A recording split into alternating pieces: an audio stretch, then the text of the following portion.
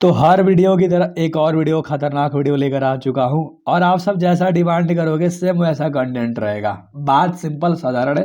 VVI अभी चल रहा है, ये वीवीआई सीरीज खत्म होगा तभी कुछ और आएगा, लेकिन आप लोग के जितने भी डिमांड है मैंने नोट कर लिया है।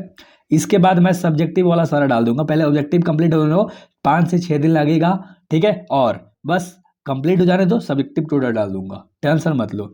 सबसे पहला, निम्नलिखित में किस प्रकार के दोष के कारण क्रिस्टल के घनत्व में कमी होती है। अब पहला सवाल का ऑप्शन शॉर्ट की दोष होता है भैया, ऐसे भी शॉर्ट की होता है, यहाँ पर चंद्र बिंदु होता है, देख के बताता हूँ वरना आपसे गुस्सा हो जाओगे ऐसे, ठीक है। तो शॉर्ट की ऐसे आपको पता है भाई, स्कॉटी यहाँ रख लेना, इंग्लिश मीडियम वालों अच्छे से याद रख लेना। बी नंबर का ऑप्शन तुम्हारा सही है। क्वेश्चन आप लोगों ने देख लिया है बेहतर तरीके से कि निम्नलिखित में किस प्रकार के दोष के कारण क्रिस्टल के घनत्व में कमी होती है, तो शॉर्ट की दोष के कारण। चलो अगला दूसरा नंबर सवाल करेंगे।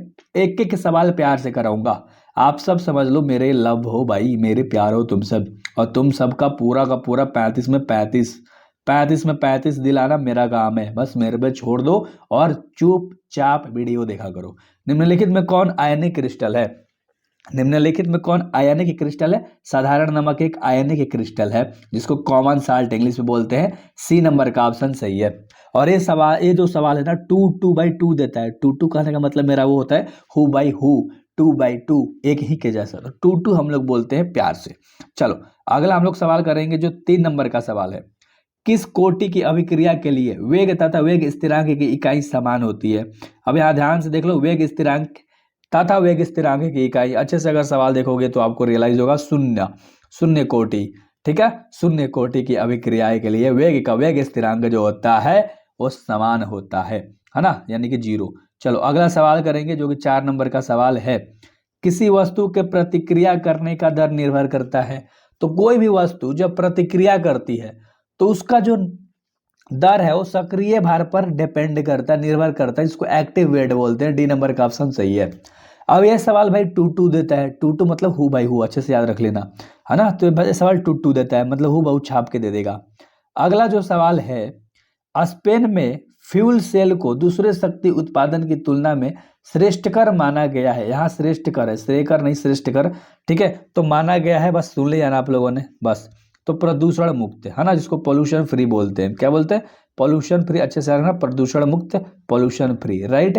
सवाल आप लोगों ने देख लिया है, ठीक है। सवाल आप लोगों ने देख लिया है, ठीक है। सांप के जैसा यार भाग रहा है। चलो अगला सवाल करते हैं हम लोग, है ना। सब्सक्राइब नहीं किया? अरे करो यार लाडलो, करो वरना बहुत पीछे हो जाओगे, सच्ची बता रहा हूँ मत, है ना। आप मुची समझना, मैं सच्ची बता रहा हूँ, आप मुची समझना।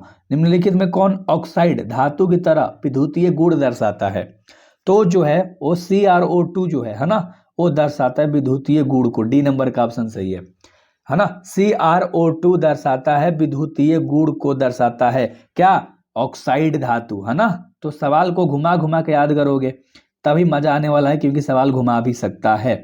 और ये जितने भी भाई सवाल देखो, ये नोट्स जितने भी बिकते हैं ना, वे सारे वाले नोट्स हैं जो मैं आपको फ्री में यूट्यूब पे करा रहा हूँ। तो यार अच्छे से करना है। बिजली की 1 फैराडे बराबर होती है कुलाम्ब की, यानी बिजली की जो 1 फैराडे है वो कितने कुलाम्ब के बराबर होती है पूछ रहा है, ठीक है। तो होती है टोटल 96,500 कुलाम्ब के बराबर होती है 1 फैराडे, है ना। तो बी नंबर का ऑप्शन क्या हुआ? बी नंबर का ऑप्शन क्या हुआ? सही हुआ। बी नंबर का ऑप्शन क्या हुआ? सही हुआ। अगला सवाल, बिलियन के अणुसंख्य गुणधर्म का उदाहरण है। बिलियन के अणुसंख्य गुणधर्म का उदाहरण क्या है? क्वथनांक का उन्नयन। डी नंबर का ऑप्शन सही है। क्वथनांक का उन्नयन, एलिवेशन ऑफ बॉइलिंग पॉइंट जिसको हम बोलते हैं, देख लो अच्छे तरीके से। D number option, elevation of boiling point. अगला सवाल हम लोग करेंगे जो कि 9 नंबर सवाल है। 9 नंबर सवाल कह रहा है कि विद्युत अपघटन के नियम दिए थे। विद्युत अपघटन के नियम फैराडे ने दिया था, अच्छे से याद रख लेना। ये सवाल भाई एकदम हु बहू छाप देगा, हु बहू छाप देगा, हु बहू छाप देगा ये सवाल, ठीक है। चलो अगला 10 नंबर सवाल, निम्नलिखित में कौन सबसे शक्तिशाली ऑक्सीकरण पदार्थ है? सबसे शक्तिशाली तो F2, है ना। ए नंबर का ही ऑप्शन तुम्हारा सही हो जाएगा, है ना। क्योंकि ये जो F2 Cl2 L2 Br2 दिया था 4 ऑप्शन, इसके अकॉर्डिंग F2 जो है सबसे शक्तिशाली ऑक्सीकरण है। अगला 11 नंबर सवाल कह रहा है H2SO4 एस की ऑक्सीकरण संख्या क्या होगी? H2SO4 में एस की जो है ना ऑक्सीकरण संख्या होगी वो क्या होती है? +5 होती है ना, 5, है ना, पॉजिटिव का 5, ऐसे भी याद रख सकते हो। ए नंबर का ऑप्शन सही हुआ, ए नंबर का ऑप्शन तुम्हारा सही हुआ। अगला सवाल कर लेंगे जो कि 12 नंबर का सवाल है कि निम्नलिखित में, या निम्नलिखित है, निम्नलिखित में कौन सिर्फ एक ही, है ना, ऑक्सी अम्ल बनाता है। ये सवाल तो आसान है, F2 ही बनाता है ना, गलत है क्या? F2 ही बनाता है भाई, है ना, मुझे लगा था यार तुम सब गलत मानोगे, नहीं F2 ही होता है, ठीक है। चलो अगला 13 नंबर सवाल, वर्ग 17 के तत्व क्या कहलाते हैं? वर्ग 17 के जो तत्व हैलोजन कहलाते हैं, है ना, अच्छे से याद रखना। The element of group 17 are called halogen, यानी कि ए नंबर का ऑप्शन तुम्हारा सही है, ए नंबर का ऑप्शन तुम्हारा सही है। और अगला सवाल करेंगे 14 नंबर, ऑक्सीजन और ओजोन है, ऑक्सीजन और ओजोन है, ऑक्सीजन और ओजोन एक अपरूप होता है एक दूसरे के, अच्छे से याद रखना, एक दूसरे के एलोट्रॉप्स होते हैं। सी नंबर का ऑप्शन सही है, सी नंबर का ऑप्शन सही है ना। अभी भी यही सवाल मैं करा रहा हूँ, बार बार तुम भूल जाते हो, सब्सक्राइब कर लेना, ठीक है। 7 दिन 8 दिन टोटल, यानी एग्जाम से 30 दिन पीछे आना और कोई भी सब्जेक्ट उठा लेना और 30 दिन पहले वाले वीडियो सारे कर लेना, तुम्हारा पूरा का पूरा नंबर आ जाएगा। निम्नलिखित में कौन सी गैस एकल परमाणुक है? बता दो, निम्नलिखित में कौन सी गैस एकल परमाणुक है? तो हीलियम जो होती है एकल परमाणुक होती है। जो which of the following is gases is, है ना, मैनोटॉमिक, अच्छे से याद रख लेना, इंग्लिश मीडियम वालों भी, ठीक है, अच्छे से याद रखा करो तुम सब, है ना, तुम सब दोनों लाडले हो यार मेरे। नाइट्रिक अम्ल तैयार किया जाता है, नाइट्रिक अम्ल तैयार किया जाता है ऑसवाल्ड के विधि से, है ना, ऑसवाल्ड के विधि से, अच्छे से याद रखना। बी नंबर का ऑप्शन तुम्हारा सही है, बी नंबर का ऑप्शन तुम्हारा सही है। सवाल हुबहू छाप देता है, हुबहू, है ना। अगला, आवर्त सारणी में गुप्त 16 तत्व हैं, आवर्त सारणी में टोटल 16 गो तत्व हैं, वो सल्फर भी होते हैं और ऑक्सीजन भी होते हैं। तो ए एंड बी तुम कहोगे, क्या कहोगे? Both A and B, sulphur और ऑक्सीजन दोनों जो है ग्रुप 16 के, है ना, तत्व कहलाते हैं। क्लियर है? आगे बढ़ जाएं, चलो आगे बढ़ जाते हैं भाई, है ना। मेरा कोई भी वीडियो 10 मिनट 11 मिनट का होता है, लास्ट 30 सवाल वाला देख लेना, टाइम पास नहीं करता मैं।